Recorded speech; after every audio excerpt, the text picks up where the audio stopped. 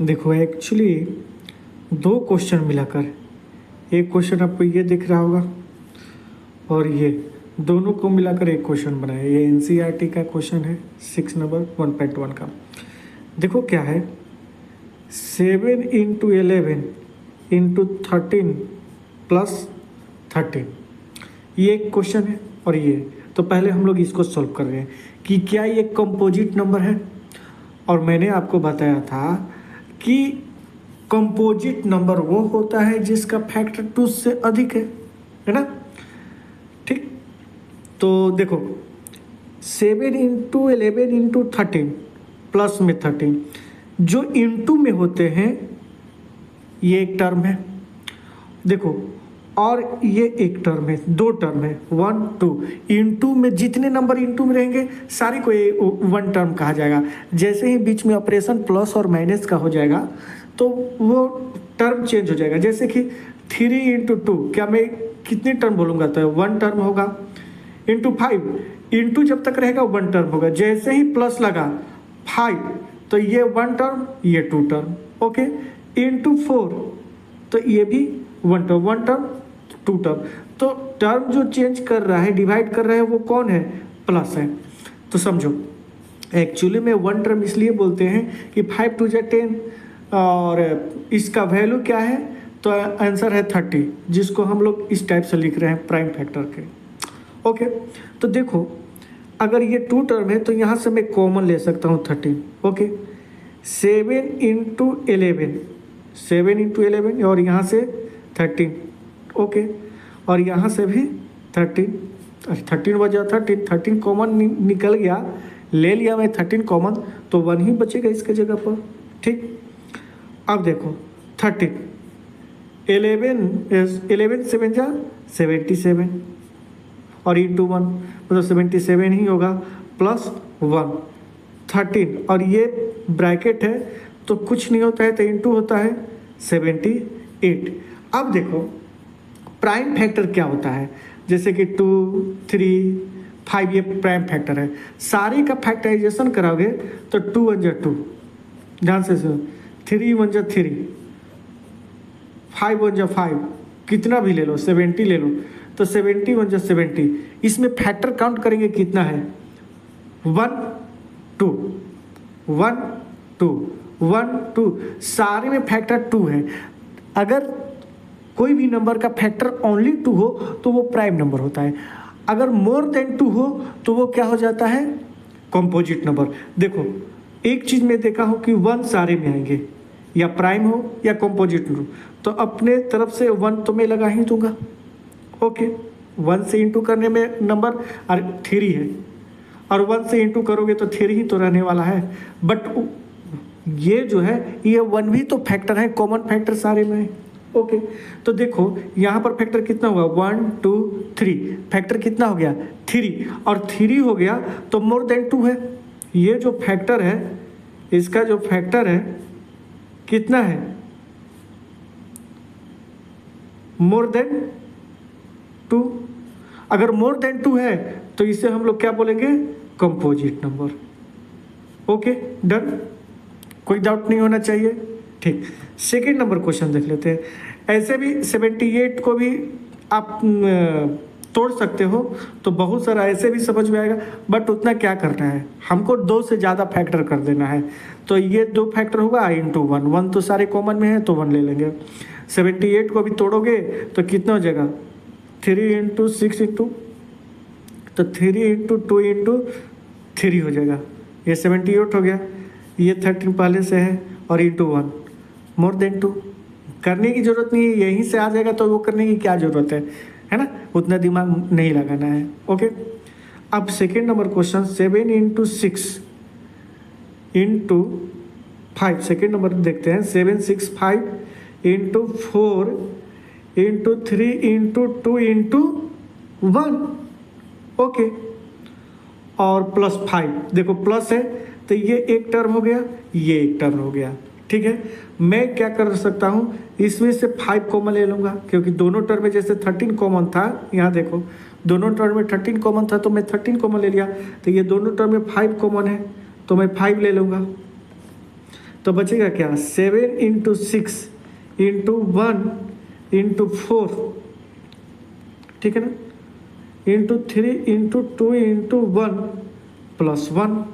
Okay, अगर तुमको करना है तो कर भी सकते हो। देखो एक ये टर्म हो गया 5, दूसरा टर्म इस ये इंटू करके प्लस करोगे ये हो जाएगा, और तीसरा टर्म सॉरी फैक्टर, एक फैक्टर तो 5 हो गया आपके पास।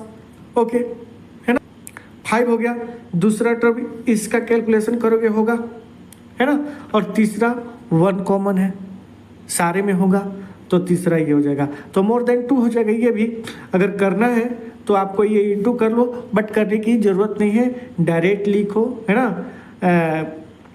This number is factor more than 2, इसलिए ये कंपोजिट नंबर है, और कुछ नहीं करना है ना। क्यों करोगे इतना, तो ये भी एक कंपोजिट नंबर हो गया। क्या हो गया, कंपोजिट नंबर हो गया, ठीक है। अरे देखो एक फैक्टर 5 हो गया, दूसरा सेकेंड फैक्टर जो वैल्यू आएगा ये होगा, और तीसरा फैक्टर ये 1 तो रहेगा ही सारे में, हो गया। इसका भी कोई आएगा तो तोड़ोगे तो फैक्टराइजेशन करोगे तो ज़्यादा हो जाएगा, 2 3 से भी ज़्यादा हो जाएगा, ठीक। तो हम लोग इसका नेक्स्ट क्वेश्चन देख लेते हैं एनसीईआरटी का। इसमें क्या करना है, एनसीईआरटी का नेक्स्ट क्वेश्चन देख लेते हैं, और 7 नंबर क्वेश्चन है, अच्छा क्वेश्चन है। लिखा है कि there is a circular path around a sports field. 2 लोग हैं, एक सोनिया है, एक राउंड लेने में कितने लेती है 80 मिनट, और रवि कितना लेता है 12 मिनट। ध्यान से देखो, ये एक ग्राउंड है, फील्ड है, सर्कुलर पाथ है, ठीक है ना। ये स्टार्टिंग पॉइंट है, कौन सा पॉइंट है, स्टार्टिंग पॉइंट है, ध्यान से समझना, ठीक। अब देखो रवि कितना टाइम लेता है, 2 लोग हैं, रवि जो लेता है 12 मिनट, ओके। सोनिया कितना लेती है, तो 18 मिनट, ठीक है।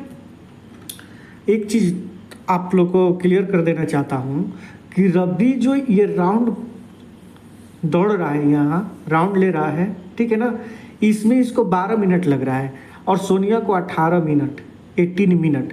तो देखो 12 मिनट यानी कि ये कम समय में एक राउंड कर ले रहा है। रवि कम समय में एक राउंड कर रहा है, अरे 12 मिनट तो 80 मिनट से कम ही होता है।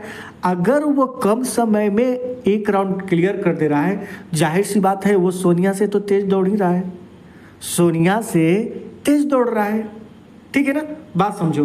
तो फॉर एग्जाम्पल मान के चलो कि रवि यहाँ पर आ गया होगा, तो सोनिया का पीछे होगी। अगर रवि तेज दौड़ रहा है, ये रवि है, ये सोनिया है, रवि अगर तेज दौड़ रहा है तो इन दोनों के बीच का गैप बढ़ता चला जाएगा।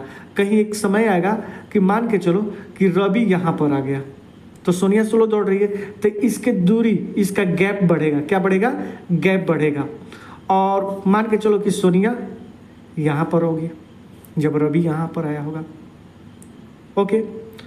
अब फॉर एग्जाम्पल क्या है कि रवि यहाँ से ऐसे राउंड यहाँ आया, तो सोनिया मान के चलो कि यहाँ आई होगी। देखो गैप बढ़ते चला जाएगा, ये देखो गैप बढ़ते चला जाएगा, ठीक है ना।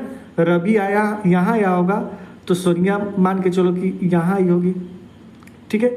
तो ऐसे ऐसे करते करते इन दोनों के बीच का डिफरेंस इतना बढ़ जाएगा कि इन दोनों के बीच का एक राउंड गैप हो जाएगा। क्या हो जाएगा, एक राउंड गैप हो जाएगा। और ऐसा एक समय आएगा कि रवि भी इस पॉइंट पर आएगा, उसी पॉइंट पर, उसी टाइम पर सोनिया भी आएगी, ठीक है ना। बट दोनों में डिफरेंस ये होगा कि ये एक राउंड ज़्यादा किया होगा, कौन, रवि, और सोनिया एक राउंड पीछे की होगी, ठीक है। तो देखो इस टाइप के क्वेश्चन को सोल्व करने के लिए हम लोग एलसीएम निकालते हैं। क्या निकालते हैं, एलसीएम। कभी भी इस टाइप का क्वेश्चन हो तो एलसीएम निकालेंगे। बहुत सारे क्वेश्चन हैं, जैसे कि ट्रैफिक लाइट वाला आता है ना, कि 2-2 मिनट, 3-3 मिनट, 4-4 मिनट पे क्या हो रहा है, ट्रैफिक जल रहा है, बुझ रहा है, इस टाइप का आता है। तो उसमें सारे इस टाइप के क्वेश्चन को हम लोग एलसीएम टाइप से निकालते हैं, ठीक है ना। फिलहाल इस क्वेश्चन के लिए क्या करेंगे कि 12 और 18 का हम लोग एलसीएम निकालेंगे, दोनों को साथ निकाल देते हैं। 2 6 जा और 2 9 जा, ओके। फिर 3 से 3 2 जा, 3 3 जा 9, है ना। अब 2 ऐसे रहेगा, 3 1 जा 3, 2 1 जा 2, हो गया। अब इसका निकालोगे पूरा कैलकुलेशन तो 2 इंटू 3 इंटू 3 इंटू 2 होगा। 2 3 जा 6, ठीक, 6 3 जा 18, 18 2 जा 36।